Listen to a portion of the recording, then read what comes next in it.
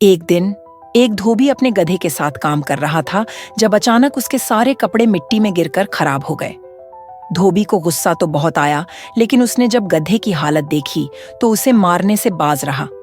वह गंभीरता से इस बारे में सोचने लगा कि ऐसा क्या किया जाए जिससे उसे पैसे भी न खर्च करने पड़े और गधे की खुराक का भी इंतजाम हो जाए। वह इन्हीं ख्यालों में खोया हुआ गधे को साथ लेकर गांव की तरफ लौट रहा था कि उसका गुजर एक जंगल से हुआ जहां उसे शेर की खाल मिली। खाल को देखकर एक चालाकी उसके दिमाग में आई और उसने झट से खाल उठाकर गधे को पहना दी। अगले दिन धोबी गधे को लेकर पास के खेतों में गया जहां लोग काम कर रहे थे।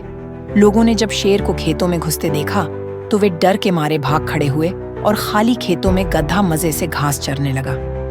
अब धोबी ने रोज का यही नियम बना लिया। वह रोज गधे को किसी न किसी के खेतों में ले जाता। लोग शेर की खाल में छिपे गधे को शेर समझकर डर जाते और उसे भगाने की हिम्मत न करते। धोबी खुद छिपकर तमाशा देखता और जब गधा घास चर लेता तो उसे लेकर वापस लौट आता। कुछ ही दिनों में गधे की सेहत बेहतर हो गई और धोबी इस बात से बेहद खुश था कि बिना किसी खर्च के उसने गधे की खुराक का इंतजाम कर लिया है। लेकिन धोबी इस बात से अनजान था कि झूठ की उम्र ज्यादा लंबी नहीं होती। एक दिन हमेशा की तरह धोबी गधे को खेतों में घास चराने ले गया। वहां मौजूद लोग भी शेर को देखकर फिर से डर गए और भाग खड़े हुए। लेकिन इस बार एक समझदार आदमी जिसका नाम राजू था भी वहां मौजूद था। पहले तो वो भी डरकर भागने लगा, लेकिन अचानक जब उसने शेर को घास चरते देखा तो उसे सारा माजरा समझ में आ गया। राजू ने सोचा, शेर तो कभी घास नहीं चरता। उसने दूर से नजर दौड़ाई और पेड़ की ओट में छिपे धोबी को भी देख लिया। सच्चाई अब साफ हो चुकी थी। समझदार राजू ने खेतों में काम करने वाले लोगों को इशारे से बुलाया और उन्हें सारी बात समझाई।